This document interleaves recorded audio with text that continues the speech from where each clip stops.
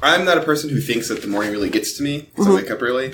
And, like, obviously I'm tired, but I'm not like people, like... You're not the person who's going to punch someone in the face for talking before you have coffee. That, and, like, you know, like, customers come in and they don't get the card right or whatever. They're like, it's the morning. I'm just a little... Yeah. You know, I'm not one of those people. I don't think of myself as one of those people. Yeah. But yesterday... Okay. I'm a little bit more tired than normal. But I'm driving...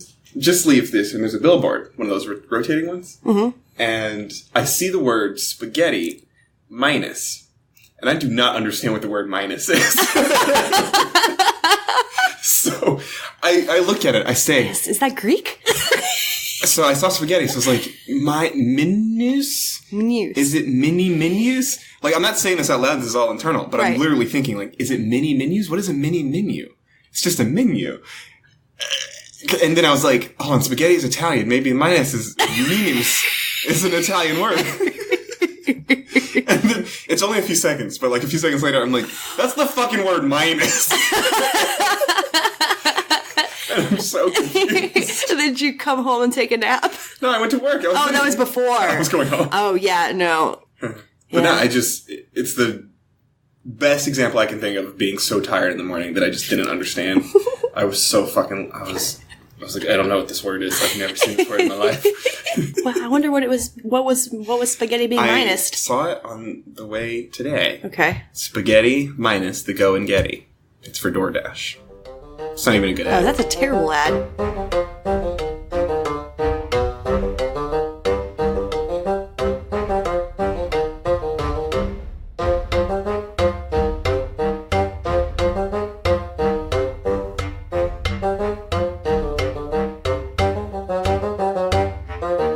Once again, to Noah's Snark, we're two former religious types, and current snarks take a look at religious media on its own terms. I'm Hillary. And I am Josh, a.k.a. Piano Man. Speaking of other artists I love. Alright, so we are about to start talking about the thing we talk about today, but before we do that, we always talk about something else. And what is that thing? Stuff that we hit or missed. Exactly. Do you have any? No, I don't. Okay, me neither. Okay, cool. Let's see. The last one that came out for us. Pause. Did you hear it yet? The last one. I mean, for our perspective, it was Paws and Tails. Oh, Paws and Tails. Yeah. Alright, so we have none of those. So let's talk about what we are doing today. Do you remember the name? Come Sunday. Perfect. We're doing Come Sunday. It is a biopic about someone I've never heard of. But it has a really good cast, so I went in hoping that it would be a pretty good flick. A solid little movie. Really good cast. We're just going to move forward and see what happens. Okay. Unless you want to give us one sentence that describes this movie that might have an impression in it. Yeah, I could say... I'll say that this is a movie where very good actors passive-aggress and sometimes aggress all over each other slowly. I initially thought about making a similar comment about how slow it was. Because, like Hoovie we talked about recently. Yes. It's sort of a biopic, and those can be kind of boring. Because it's life, and life is pretty boring. Yeah. But here's my one sentence. Another biopic, and with this one, and with the past few we've seen, I am gaining a better understanding of the difficulty of making biopics as a genre of film. And we're going to talk about this a little maybe towards the ending. Okay. But I'm beginning to see maybe why so many of them are what they are, which is often unsatisfying. Boring. Okay, so we open up the first scene to a well-worn Bible, and one preacher introduces another preacher. You can tell because they're doing preacher voice. Yeah. This is one of the most sought-after speakers. But the first preacher claims that he is quite a remarkable and sought-after religious figure. And he doesn't do anything quite yet, but we do know that he's Bishop Carlton Pearson. And now, we cut to a plane in 1998. And you know the time. Did it say 1998 on the screen? The plane was in 98, so I assume this whole movie takes place around that time. Okay, I was wondering what decade it was. I was confused by the different decor and... Plus, you can look him up. Right. And the events of this movie happened in, 2002. Right, I could have looked that up. It's fine. So it's between about 98 and 2002, it appears. Okay, go. He's on a plane in 98, and a lawyer sits down next to the always elegant Chiwetel Ejiofor. Yeah. Beautiful man. Excellent actor. Is the best. Yeah. He's pretty phenomenal. I know he looks the way he looks in this movie because it's a true story, but I do not like the mustache, I have to say. The thinner the mustache, the creepier you look. I mean, the mustaches are creepy. That's just science. Just science. But he talks to the lawyer a bit, even though she, at first, and especially, does not want to. Mm-mm. Like, he starts talking to her, and she's like, yeah. Even the way this turns out, this still would be my nightmare in an airplane scenario. This is why I have a mega headset on the whole time I'm on airplanes. I'm not here to make friends. But we're going to learn about his shtick real soon. Because he seems to charm her. And we cut to the nighttime, and we see them talking about all sorts of things, but especially church stuff. And then she... it seemed to me was really macking on him. Yeah. She wanted that man. And honestly, he was flirty too. Like, his whole demeanor was flirty. But he says to her, or she mentions that she's married. Technically, she says. Mm-hmm. And he says, maybe it's not just a chance that he's sitting here and she's sitting there. Mm-hmm. I was like, these two are going to They're going to go to the bathroom? But turns out, perhaps it's just a turn of fate. Because she gets really broken up all of a sudden. Not all of a sudden, but pretty quickly. About how she can't have kids. And her husband really wants kids. And so she's really sad about it. And her marriage is probably falling apart because she put it off for so long and now she can't do it. And now it's like, right. What am I going to do? And he tries to counsel her a little bit. He's not trying to hit on her, as it turns out. Mm-hmm. Surprising everybody, I think. Who at least didn't know what this was about going in. Right. And so he's trying to counsel her through the fact that she doesn't have kids and her marriage might be falling apart. And he tells her he didn't even want kids himself. And he's got 2 of them now. Mm-hmm. But he struggles with it every day because he thinks that having a wife and kids distracts him from focusing on God like he's supposed to. Mm-hmm. So this man is very religious. Very. And also kind of bragging to her about the things she can't have. Mm-hmm. It's like, I don't even want mine. They're adorable, though. Oh, so good. So much better than yours. But he says that he struggles with having them every day. And he does tell her that if she wants, she can get saved right now. I don't know how he segues into it. I don't remember. But it's just like a smooth transition. Like, well, your life sucks, but you want to get saved from Jesus. Right. Or by Jesus. You know who can fix it? Jesus. So she appears to cave, and it looks like he saved his soul. And this is when we realize that Carlton is telling this story to the crowd that he had gathered in the first scene. So this is related. Mm-hmm. He was called to give a speech, and he's giving this speech. He says he was being told by God to hold on to this woman, and that she needs God's love through him. And this crowd is in the palm of his hand. Mm-hmm. And now he goes into full-on preaching mode, and each and every one of them here has been authorized by God to love. They may not want to do God's work, but they have to anyway, because that's what Jesus wants. And the choir breaks out, and we get a little gospel tune, and everyone's on their feet. And it's all just, this is how he ends the service. And we see what he's like in his home field, I guess. Right. That's the word I'm looking for. In his element. Element, that's the one. Mm-hmm. How did you know that? I just know words. I see that. I should learn some words. I just drank a coffee. I got all the words. It helps me. Made them up. I made them up. So we get a brief interlude now with Gina, who is Carlton's wife. And she's talking to his assistant. And his assistant's like, you want to talk about the thing on Friday? She's like, I got it. Yeah, she's kind of a bitch. Gina is kind of a bitch. Yeah.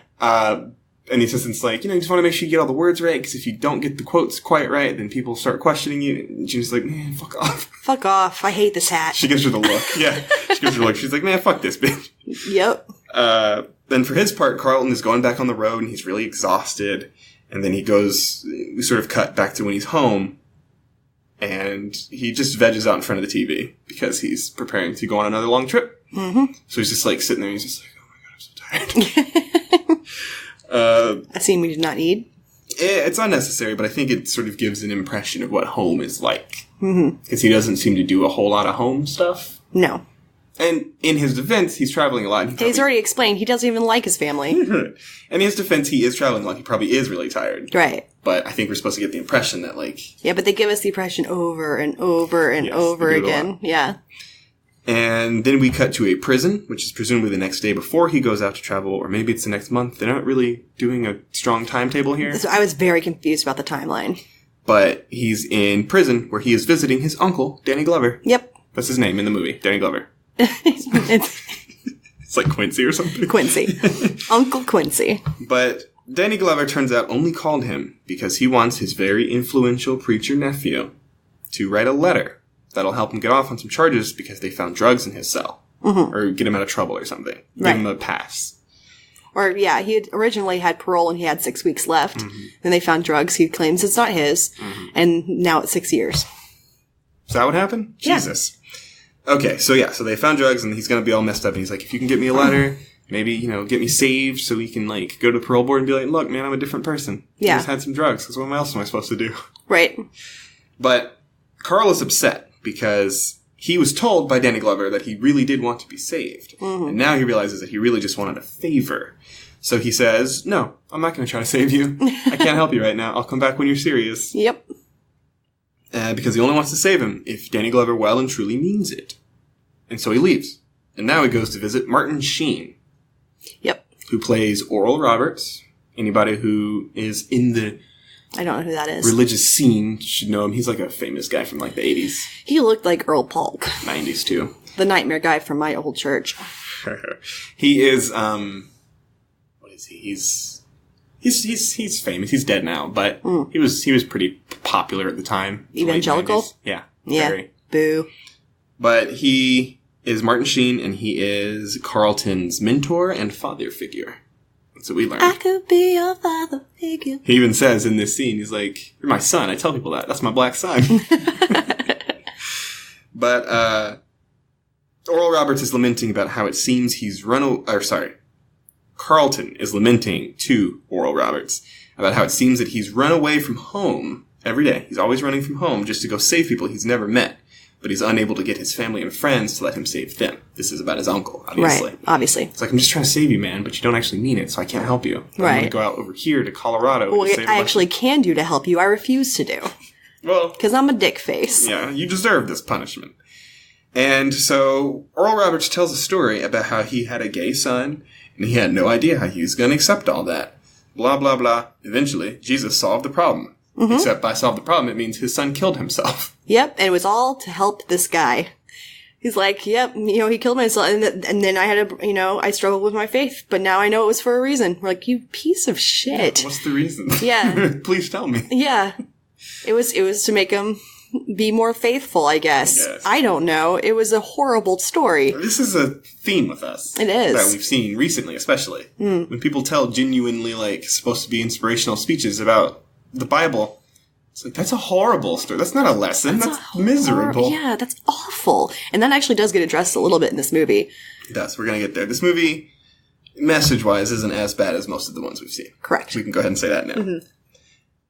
But Carlton basically has some things to consider, and then we go back at home, and he's meeting with his little inner circle, which is Jason Segel as Henry. Yes. His assistant, whose name I don't remember, Nikki. Got it. Good job. And then Lakeith Stanfield, who is Reggie, a piano player. I'll probably call him the piano player. Also, has he been in a movie without suspenders? He was in Death Note. Was he wearing suspenders? I don't think he wore suspenders. Okay. He just looks good in suspenders, so I don't see why not. But Good-looking fella. Yeah. I'd hit it. Yeah, he's a cute patootie. Mm-hmm. But those are basically the major supporting cast. Jason Segel, Lakeith Stanfield, assistant, wife. Yes. So he's meeting with all these people, and we start to see some real cracks in this group. Primarily Gina, his wife. Yeah.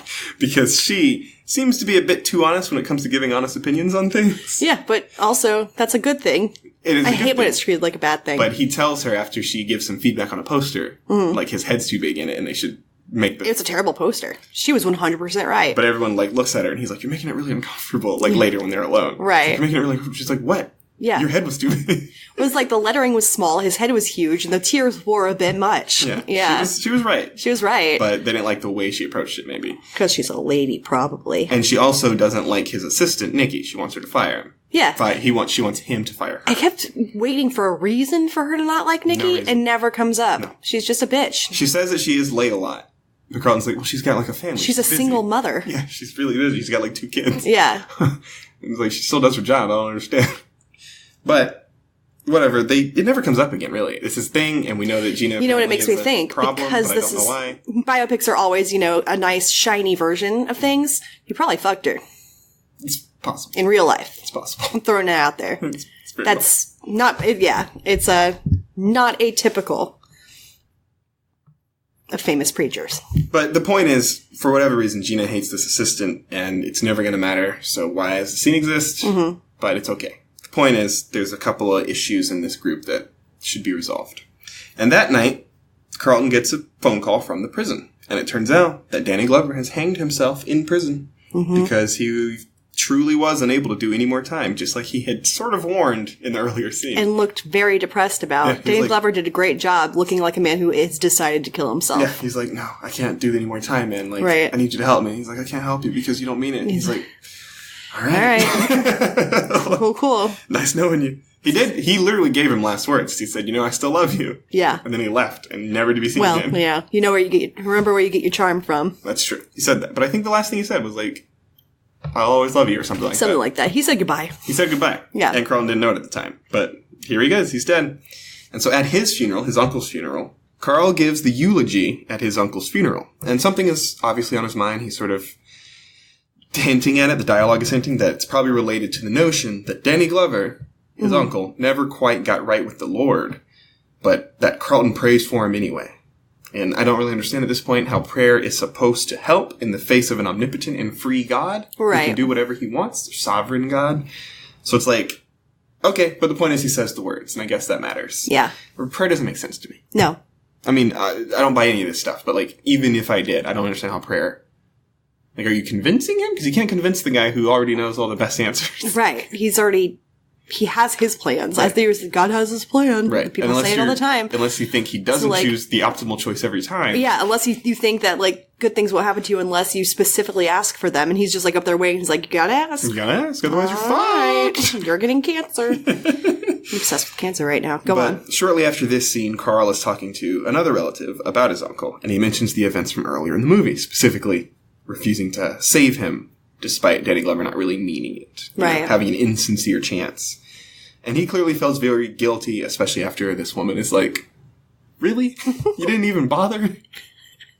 But again, my question is, how would he have helped given the existence of the notion of God that we're operating with here? Right. If he doesn't mean it. Oh, sorry. If Danny Glover meant it and he wanted to get saved, wasn't he then already saved? Why do you need somebody? Yeah, no, I've never understood the saving thing. I could save you right now. I'm like, okay. Like, I should be saved then. Pretty sure I could just ask him directly. Right. But then if he didn't mean it, then he automatically shouldn't be saved. So, like, no water off this duck's back, right? Right. And then, so my question is there some performative aspect to salvation that you need to do if it's going to count? Like, you have to be able to speak. What if you can't speak? All right, so how do you get saved? You're just fucked forever? You can't... Sign language. What if you don't know sign? What if you have no hands? What if you're, like... going to hell, What Josh. if you're, like, severely disabled and you don't, like, have... You know? Or people in comas, right? People in comas supposedly think about things. Dream things. Yeah, I'm terrified. Oh, God, it's so scary. I looked up experiences in comas for this exact question. So I was like, okay, you're in a coma. You have a lot of time to, like, sort of sit and think or dream or whatever. Well, what if you decide that Jesus is totally the right answer, but then you die before you get out of the coma? Are you fucked now? Yeah, no, none of it makes sense.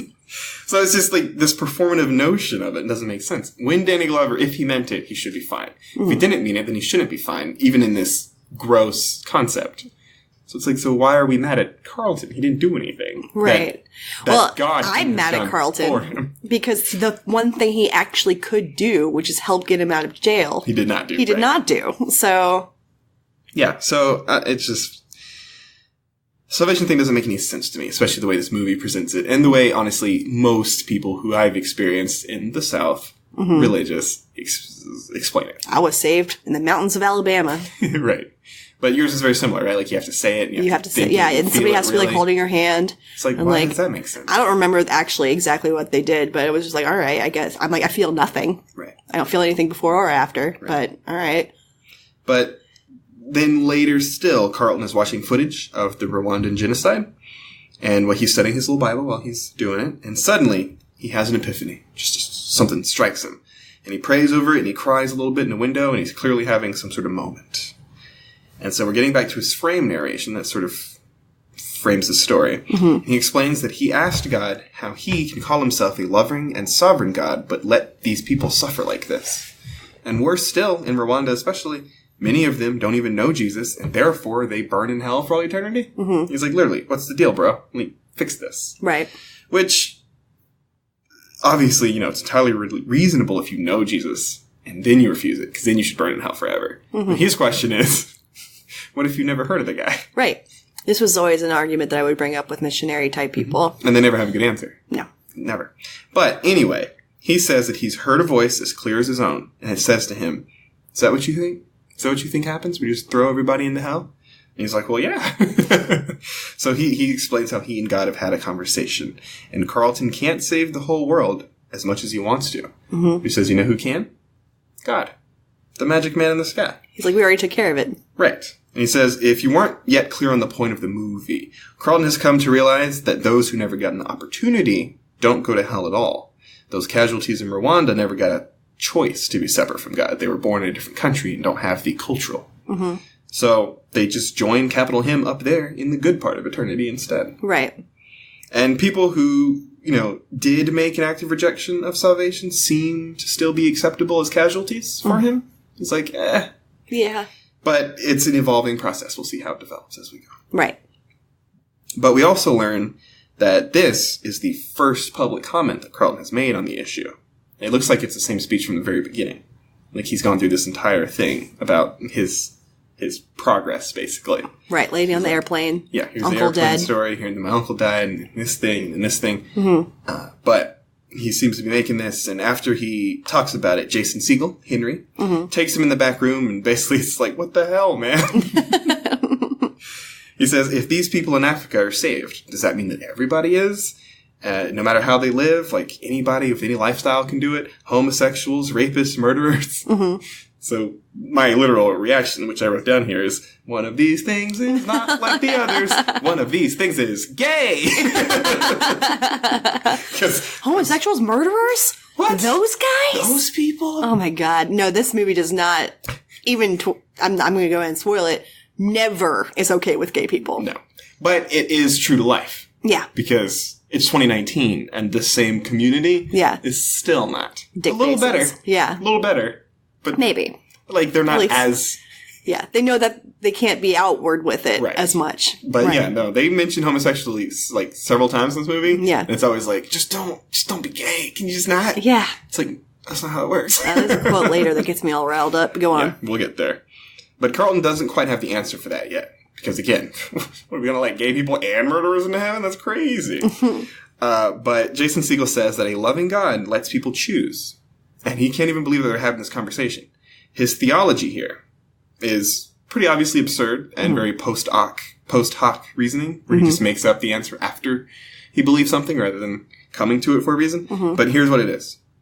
If those people who are never confronted with the truth of Jesus are truly seeking God, they will get a chance, whether it's through a missionary or a dream or a vision or something. Right. Because God will let everybody have an opportunity.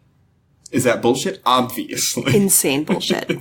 But it's an obvious mental gymnastic that he does, and people like this do, to make themselves feel better about the fact that their beliefs condemn billions of people to an eternity of suffering. And they blame the victims for it. I know. I can't. It's a bizarre perspective to have. But you have to convince yourself of things, otherwise you realize, oh, my beliefs make me quite terrible. But that's where he's settled for now, at least. And Carlton, of course, is not quite sure on that, and he's resisting. Being like, no, I'm not taking it back. That's what I believe right now. Yeah, God told me. That's the whole point of this whole thing, is God talks to me. Yeah. So this new, pronouncement obviously causes some controversy through the ranks of Pentecostal Christianity. And the religious community in general, to be fair. And Carlton checks into a hotel so he can fast and pray and try to sort it out on his own. He's packing up a bag, and his wife's like, you're going to be gone for a while. He's like, yeah, I'm going to go talk to myself. Or God, whatever. And he just wants answers, he says. And this is while he leaves Jason Segel and everyone else who sort of works with him or for him to sort of do damage control. And Jason Segel especially is super confused. And he, at one point, asks Gina, Carlton's wife, if something has happened between them that might explain why he's being this way. And she's like, no real news. But, she doesn't talk to me anyway. Right. Like, we barely speak. And... Carlton was married to the church long before they ever met, and they have what she calls practically an arranged marriage. Right. But not literally, just... I think they implied that, It was just to get the women off his dick. Yeah, trying to get on his dick. Like, they were trying to settle him down. So right. He was a single, popular preacher. All the ladies were throwing their panties at him. And maybe it makes him look better, like respectability factor. I guess so, yeah. Good family man. Yeah, so whatever. But Jason asks her to try to speak to Carlton, try to figure it out, try to see what's going on. And then at a diner, Carlton meets with Lakeith Stanfield / Reggie / Piano Man. Yes. And they talk about his new, doctrine a little bit here. And Lakeith, or Piano Man, is dedicated to Carlton regardless of his belief. He says, whatever if you say it, it's true. I'm with you all the way, bro. Which sucks. Yeah. But he says he's always feared hell anyway.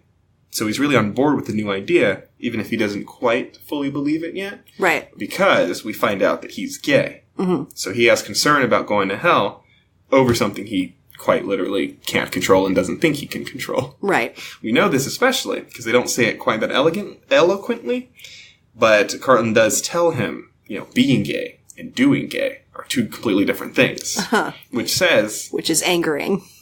Oh, incredibly. But it does also say that they both agree that he can't help but to be gay. Right. But he can't do anything about it or have a good life or be happy. Right. He doesn't deserve love. He can't live his best gay life. Exactly. And that's almost certainly, obviously for him at least, because he's been socialized, I think it's a bad thing by a culture that is, if we're being honest, truly evil. Mm-hmm. Because even the good guys in this story are the bad guys. 100%. And even the good guys in this culture are the bad guys because they'll be like, well, you're gay. You can't help that, but you can't do it. Right. If you just don't rub it in my face. Just don't rub it in anybody's face. Go around being happy about it. Don't have a boyfriend or a girlfriend if you're, Don't whatever. seek love. So, but it's funny because he's the sympathetic character, Carlton at least. He's the good guy of this story. And again, it's like, boy, you're bad. If this is the shiny version of who he is, the shiny, yeah. Yeah. I guess the real best character is Piano Man. Yeah, definitely. He's obviously the only good one. I love him. All right, but Oral Roberts and one of his cronies, it's his son, as we find out later, joins Carlton at the diner, and he's hoping that Carl will come to his senses. And he implores him to be absolutely certain that it was God's voice that he was hearing. And he warns him about how the devil operates. Because, if you're wrong about this, you're serving Satan himself. And you're not just ruining your own current life, but also your eternal salvation and everyone in your congregation because you're leading them astray. Yeah. And so it's a big responsibility, obviously. And at home, Carlton asks Gina if she believes that God spoke to him. And she asks, why does it matter? What do you care what I think? Or anyone else, for that matter. Right. And he says it matters to him. And she asks, since when? Yeah. This girl's bitter. Like, you made this declaration without asking anybody. Right. And now you're going to come back around and ask me what I think. That doesn't make sense to me. Right. But he says he's got a lot of responsibility. And it's not as simple as she's making it. And then he brings up, I know you don't care. You'd rather see what did she say? Just as soon see the church go up in smoke. Right. Which is apparently a thing she'd said in therapy or a lawyer or something. They said something about a lawyer. I'm like, is it a divorce lawyer? Maybe she was doing something like that. I guess. I don't know.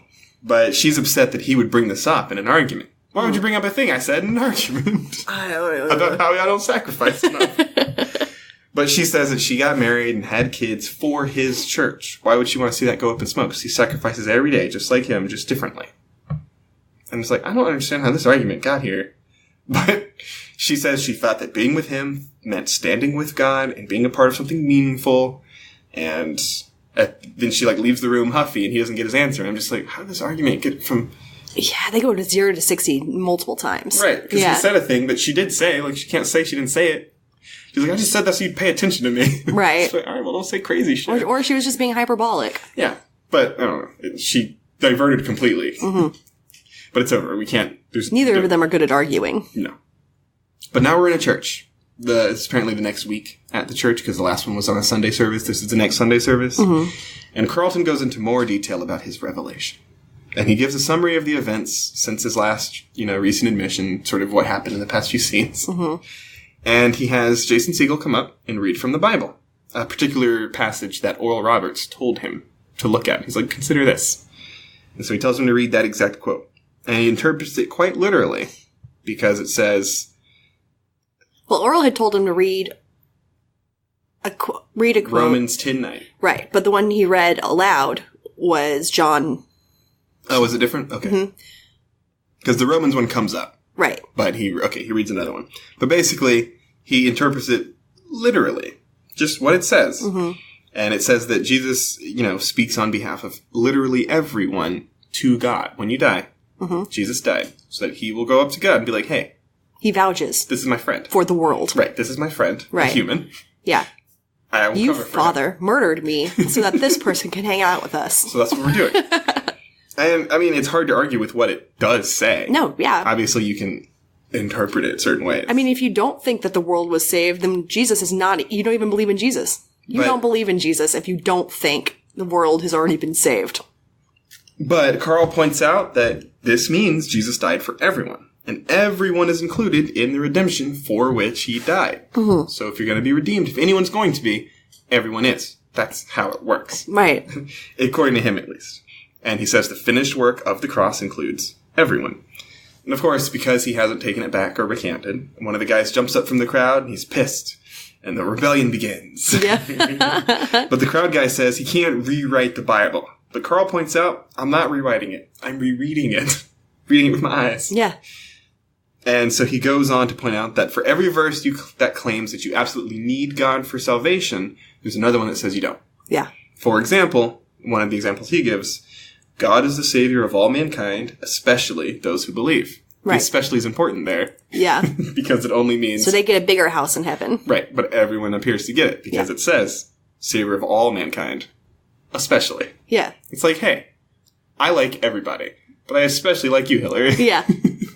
Because you're special. I'm cool with everybody. Right. But I don't want to hang out with everybody. Exactly. Right. All right, but while he does explain his point, more and more people begin to leave, and he starts to lose people. He's got a real problem on his hands. Mm-hmm. And other people stay, but some of them are also still having a hard time. He's like, I don't get it. He's like, just trust me. And they're like, for now. And Carl just needs a chance to explain, but as he does, he loses like dozens more people. And he eventually says, when he says a simple but accurate phrase. If we're really saying that God sends billions of people to hell for missing the mark or missing the point, this is a bit of a paraphrase, or being born somewhere else, then that God is a monster. I love that line. He says he's worse than Hitler or Stalin or Saddam Hussein. This is where people are just jumping out of their seats to get out of here. Go. Peace. But the thing is, he's 100% right. Yes. If the version that the other people are trying to support is true, it's like I've said. Right.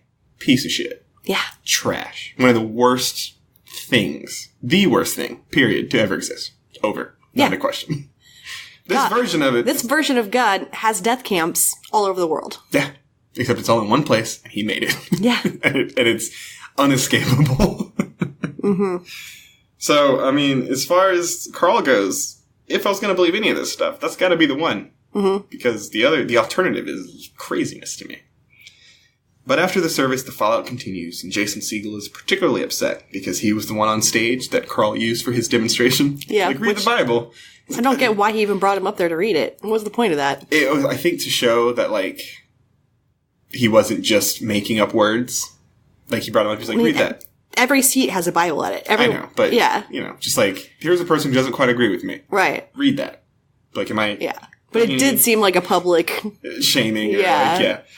And that's what he's upset about. It's like, really? You had to use me like that? And some of Carl's mentors and friends go on national TV to say that he's now doing the work of dark forces. This is Oral Roberts' son again.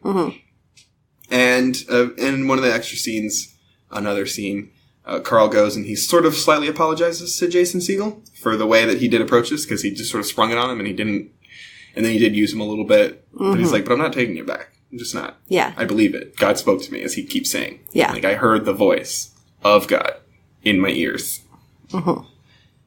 And, but they're here to tell him that they're leaving. Jason Segel's going to take some of his cronies, some of his buddies, and they're going to start a new church. Because they don't believe that he heard the actual voice of God. And even if they give him the benefit of the doubt, they don't feel comfortable taking the chance that he's wrong.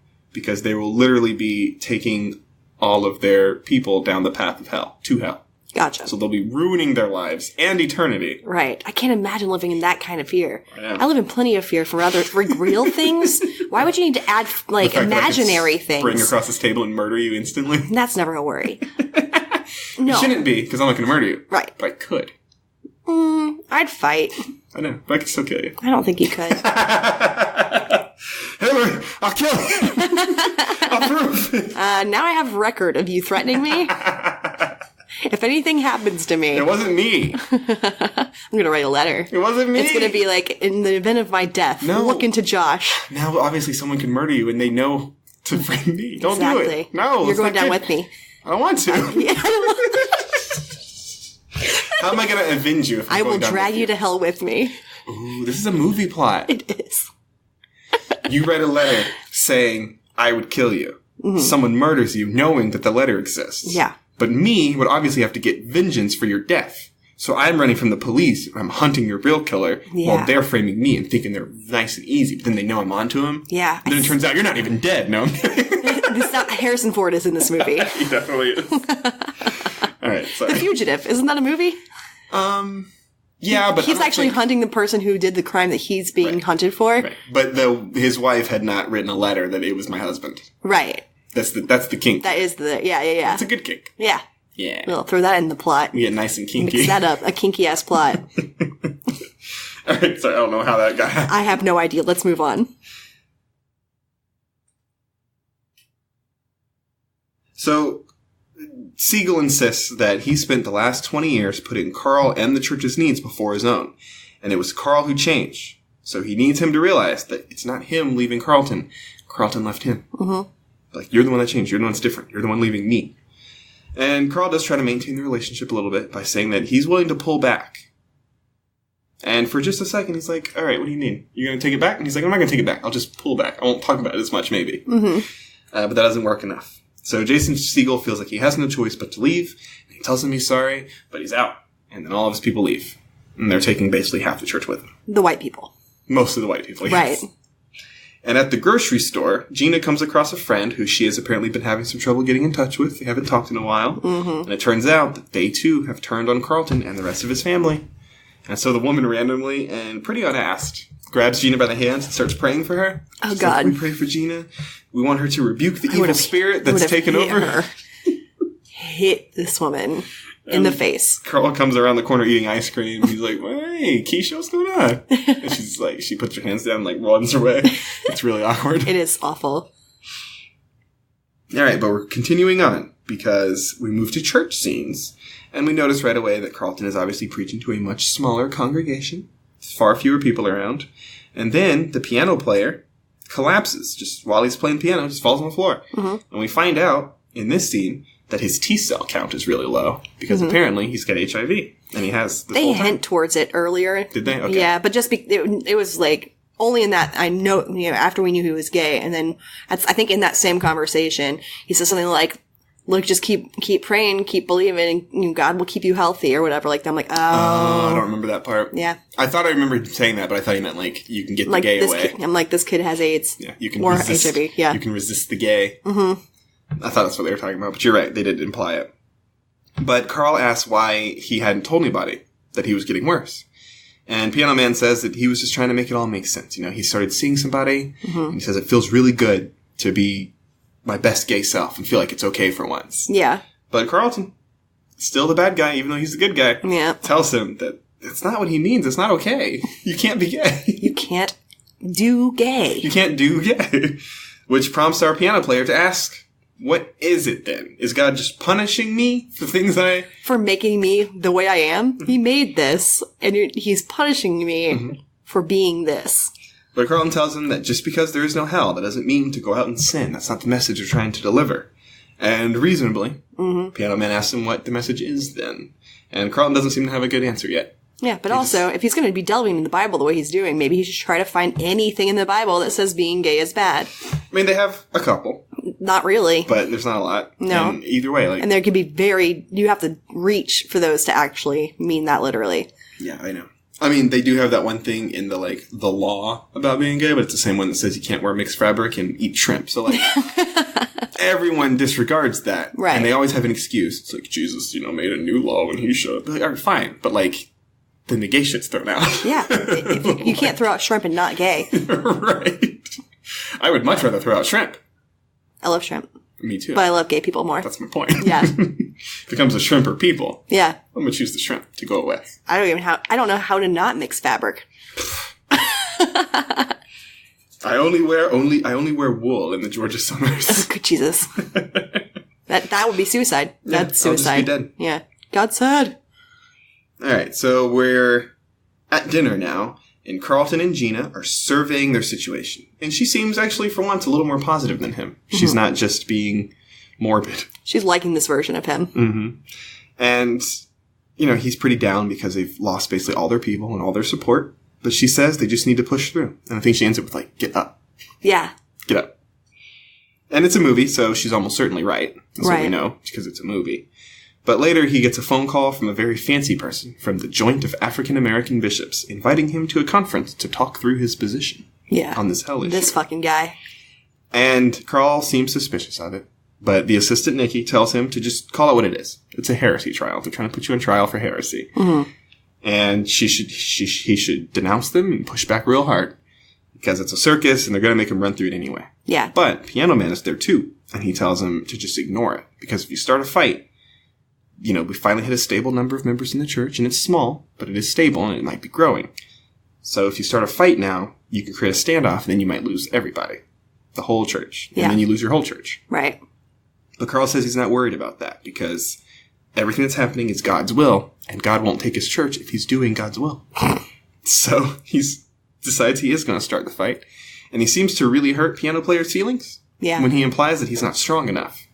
Because he says, it's like, my T cells are low. Right.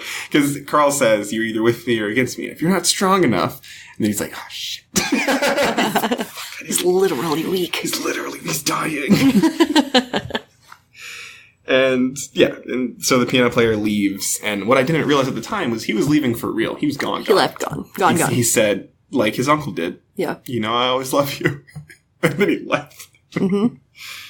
But at the heresy trial, Carl gets a simple question from a guy. It's not really a question, but here's what he said. This is a literal quote. Mm-hmm. My daddy's in hell. What about it? Well, this is after. I know. Yeah. That's his opening line for this guy. Because he comes in and they're introducing, but this guy asks him, he's like, I have one simple question for you. My daddy's in hell. What about it? You remember this? He asked that after he gets a Carlton. That's what. Okay. Carlton asks him if he knows anybody who is in hell, that he believed to be in hell. Did he say that first? Yeah. Right. He turns away from the crowd and turns back to the guy with the funny hats and asks him if he knows anybody. Friends, family. Right. You're probably right. And that was like, then he gets defensive. No, then he gets defensive. He's like, my daddy's in hell. What of it? Okay. Yeah. Because I did think it came out of nowhere. I was like, that's a weird way to frame that question, but okay. But Carlton asks him how he knows. How do you know your dad's in hell? Mm-hmm. And someone else does try to move on, but Carl goes back to the first guy. And he says that he knows his dad's in hell because he sinned until the day he died. He beat him and his mama. He's a fornicator. All the hits. Yes. All the good stuff. But Carlton asks him, did you love your dad? And, he says, of course I did. He's my dad. And so, well, since he did, now that God is punishing him in hell forever, would you get him out of hell if you could? Right. And, he doesn't answer. But Carl goes on. It's like, if there was a way to get him out of hell, because it's not your choice. You can't actually do it. But if there was a way, right, wouldn't you do it? Wouldn't you do anything in your power? And since almost everybody would say yes. That's what he thinks. Right. Yeah, and I think it's reasonable to assume. I don't think so. I think the invention of hell exists because people want to punish people. People want to punish people. They don't want to punish their family. Yeah, they do. Some of them do. But maybe I'm a little more positive on people, but I think there's at least somebody. Most of these people would be like, there's at least somebody. That's for my point. Sure. If there is but somebody, when he's like, we would all. He's like, all of us would want to bring people back up if we had the chance. You might be right. Yeah. No. And we'd have to do a survey. Is there anybody you'd bring back from hell?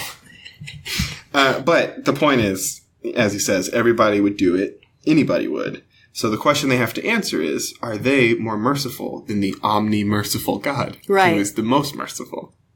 And it's logical argument. The answer is no. Right. You can't argue that, really. Unless you do what this guy does. Because he says, no, I wouldn't save my daddy from hell. My dad deserves it. Mm-hmm. And he's getting everything that's coming to him. And now Carlton knows that he's like in trouble. He's like, oh, these people are terrible. Yeah, this guy is trash, and he'd rather double down on being trash. Right. Than do a little human growing. Yeah. This guy does not believe that God should be merciful. Mm-hmm. So it's pretty weird.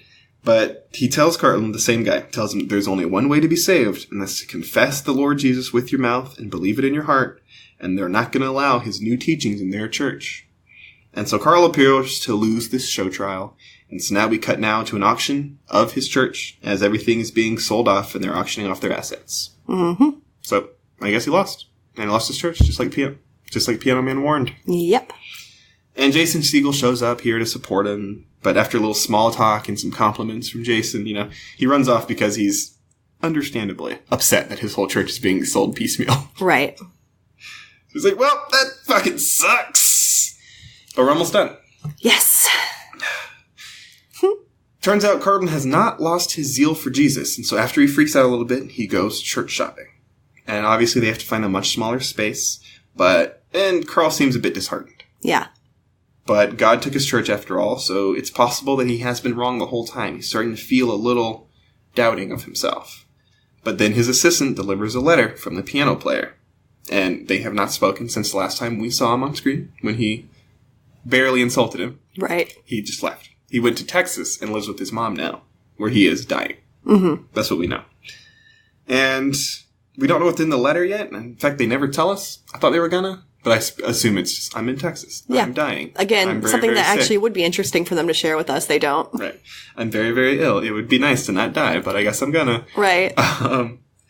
But before we catch up with that, Gina gives him another little pep talk, just to sort of, like, you're not so bad. Everything's going to be fine. We're going to have a smaller church, and it's going to be great, because we're going to grow from there. It's going to be fine. And in the next scene, Carl meets with his mentor and father figure, Oral Roberts, once more, and they catch up. And Roberts says that he misses Carlton, who confesses on his part to feeling lost. Because, again, he lost his church despite thinking he would not. Right. He's like, I'm doing the right thing. Whoops, God took my church. And, he says he prays and he hears nothing and he feels nothing and he just feels totally separated from God. And now they talk about Oral Roberts' dead son again, who, remember, killed himself after being pushed away from the family for being gay. Directly result of his father. Mm-hmm. At least a major factor, it appears. And I looked this up, too, just to be sure. Yeah, he had come out 6 months before. Was rejected by his own family. And shot himself in the heart. Oh, my God. Yeah. Oh, buddy. Shit's wild. But Oral Roberts take the chance to apologize to Carlton because, he's like, I've learned that it's pretty terrible to separate yourself from a child, which is how God must feel if he has to do it to us. Mm-hmm. So I was like, I guess you've shown some growth here. Except for he didn't. Not really. He still hasn't. He still doesn't think gays are okay. No, not at all. So it's too bad he was my son, I guess, is his real. Uh-huh. Too bad. Yeah, he made me push him away. Because that's what he says to Carlton here. He takes his chance to apologize for turning his back on him. But he also says, sorry, I had to do that. Like, sorry, yeah. You didn't? I had to do that, is his wording. I'm like, nope. No, you... no. Look at him. I don't think so. It's not an apology. And, Carlton has given up preaching for now. But Oral still believes that he was called to do just that. He says that there's a place for Carl with his organization when he does feel ready again. So I guess that's good. Mm-hmm. And Carl goes to Texas to see the piano player, and they have a very dramatic conversation. Because the piano guy is dying of lymphoma, which is presumably a complication from his status. Yeah. Which is pretty crap. And Carl came to say that he's sorry, and to tell him that he's not alone. But Lakeith Stanfield can act. Yes. And he sort of just snaps back real quick. He's like, God told you to say that? Is he still whispering in your ear? Did he tell you how much I weigh right now? Oh, I love him. I was like, God damn. Oh, this is bad. And he leaves the room and he coughs and he sort of recovers for a second and he comes back. And he reminds Carlton of his old words on how being gay and doing gay are different things. And he says, I figured it out. It's all bullshit. Horseshit, totally. Yep. I'm gay. I I've got no choice in the matter. It just is what it is. And now God is going to send me to hell for it. And in his own words, he tried so hard to be saved, but it never worked. Because he's still gay. Is this the part you're talking about? That's just like, buddy. Yeah, I think so. But he says he hopes that Carlton can finally get him saved. Because if anyone can do it, it's going to be Carl. And he starts to cry, obviously, because he does think God's going to send him to hell, and he can feel it. He feels like he is going to be punished forever for something he doesn't want and can't help. I just want to hug him. Nobody hugs him enough. Like, he has no choice in the matter. Right. And he knows it because if he did, he wouldn't be. Right. This is exactly the argument that people used to have to make about gay people. Right. Like, really, you think people sign up for it? Are you fucking serious? No, and here's the other part, another moment where Carlton could do the right thing. Mm-hmm. And just, like, go with it? Yeah, well, he tried, like, his way of helping him in this situation is just be like, no, look what I've been talking about. You're already saved, kind of at the situation, but he's like, but I want you to save me. He's like, no. He says, you don't need to be saved. I've never been more sure of anything in my life. Also, he can do whatever the process is. Yeah. He could make this, like, take some of this pain away from this boy, this man, and... He does seem like a boy. He seems really young. He does seem really young. I said boy because in my head, I'm like, he's a teenager. I'm like, no, he's probably in his mid to late 20s. Yeah, he is. Probably. But you're right. He seems like a kid. That's why I was clarifying, because I'm with you. He seems very young. Yeah. And this whole scene, he never said, like, ever just goes, okay, let's do this. Let's go through this process. You clearly want to be saved, which is the first step. Yeah, he could do the thing just to make him feel better. Knowing even if he doesn't think it's meaningful and doesn't think it's actually going to help because he's already saved. Let this dying man feel okay for a second. Before you die. Right. He's going to die before you leave Texas. Like, it's going down. But but he doesn't do that. He just tells him. He tells him that he's never been more sure of anything in his life. He doesn't need saving. And when the time comes, you'll be with him, capital him.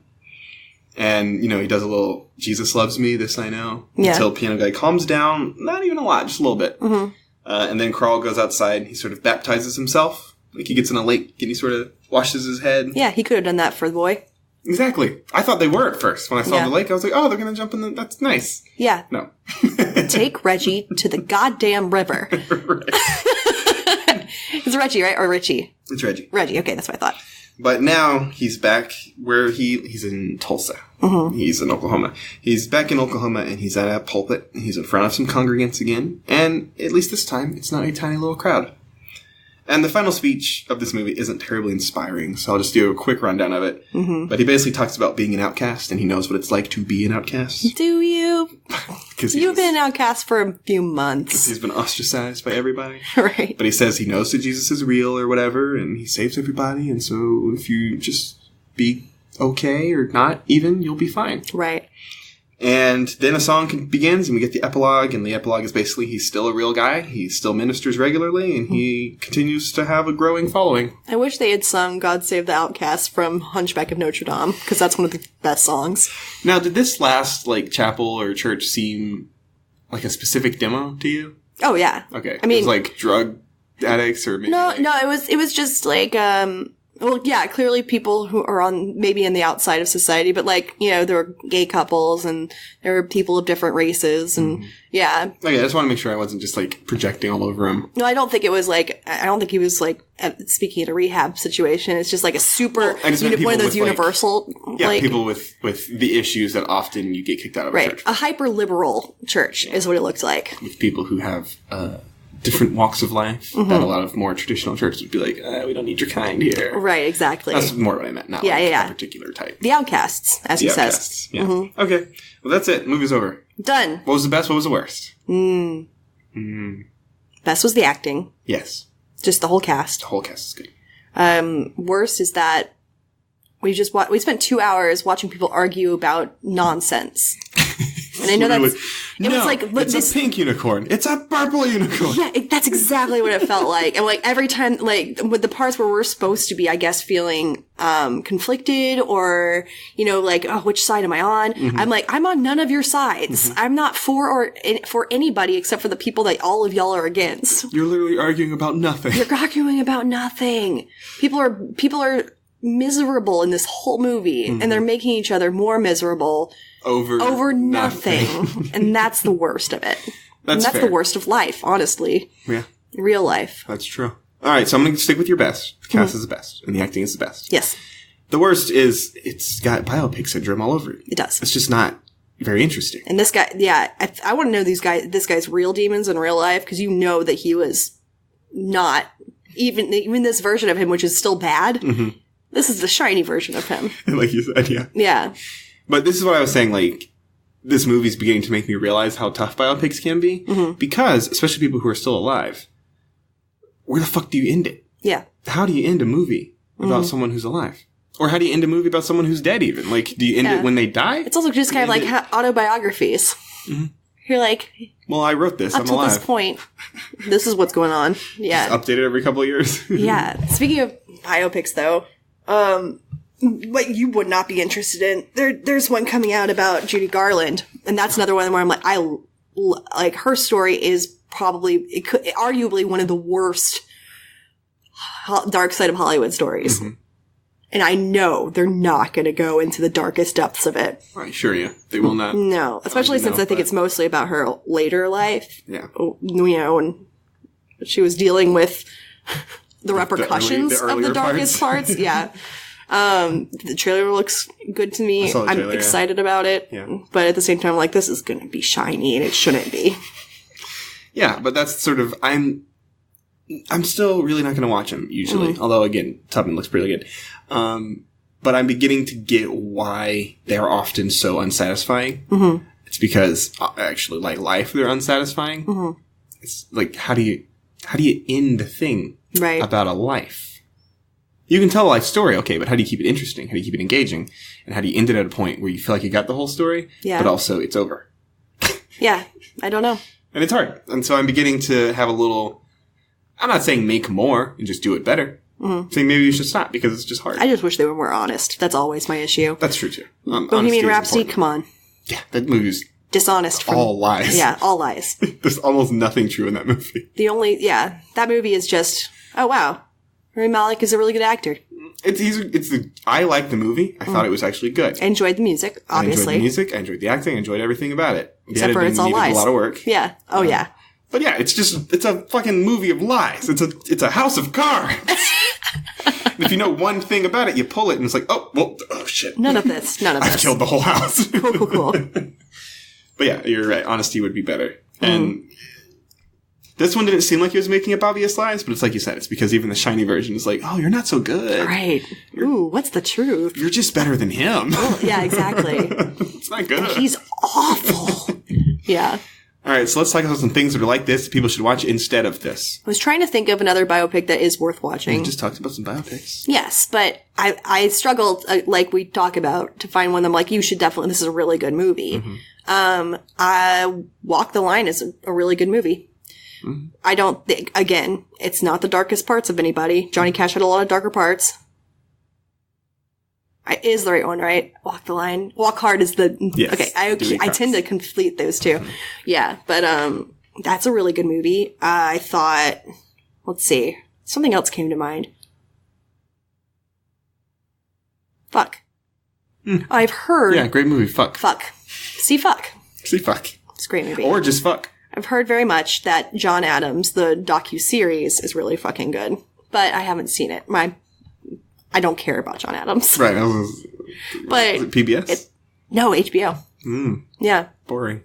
Paul Giamatti. Okay. Oh, that's cool. He's good. He is good. All right, here's what I'm going to do. Because I always do these with just associations that randomly come to me. Yeah. Historical drama. Okay. Not necessarily true. Doesn't present itself as true, but technically has realistic historical characters in it. Go on. The movie that should have won Best Picture of last year, The Favorite. Oh, I love you for that. It's a great movie. It should absolutely have won, and I'm still mad about it. And I actually get a little agitated when people say they hated it. I'm like, oh, we need to talk. Like there's I've never met somebody like that. Oh, I have. I'm in Roswell now. People don't get it. And they're like, it had such a weird ending. I'm like, it had a great ending. Yeah, it was a great ending. bonkers. No, that's a great choice, Josh. I like yours better than mine. I was trying to find out. I struggled to find a biopic, and that should have told me I should have reached for something else. It's not a biopic. It doesn't present itself as one, but the character, at least Queen Anne, is real. Yes. And it's more or less in line with something that you could believe happening, even if it didn't necessarily. See, in that same realm, I'd throw Sophia Coppola's Marie Antoinette into the mix. Not historically accurate at all, but I'm just obsessed with Sophia Coppola, and everything she does is perfect to me. Wonderful. Yeah. All right, so let's talk about next week. What's next week, Josh? And without context. Yeah. Let's not talk about it. Okay. Surprises. All right. Maybe edit it out if you need to. Okay. But this is what we're going to do next week. This is the end. Fuck yes. That is the greatest choice you've ever made. For several reasons. I am stoked, Josh. Yeah, that's what we're going to do. It's perfect. So no context necessary. Yeah, so it's going to be great, and we're going to actually enjoy it for once. Oh my god, yes. I've seen this once. Only once? I think maybe twice, but I've seen it a few times. I don't own it though, weirdly. Yeah, I just got it the other day. Sweet. All right, so we'll just get ready for that. I am ready. And remember, everybody, if you like the show, please give us a 5-star review on whatever podcast app or service you're using, and tell your friends about us any way that you can, because I guess we need you. I guess don't know. So. Who knows? If you don't have any friends to tell your pastor.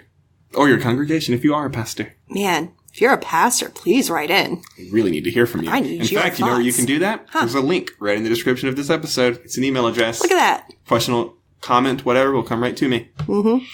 And as always, thank you so much for listening. Thanks, guys. You're the best. We love you. Bye. Bye.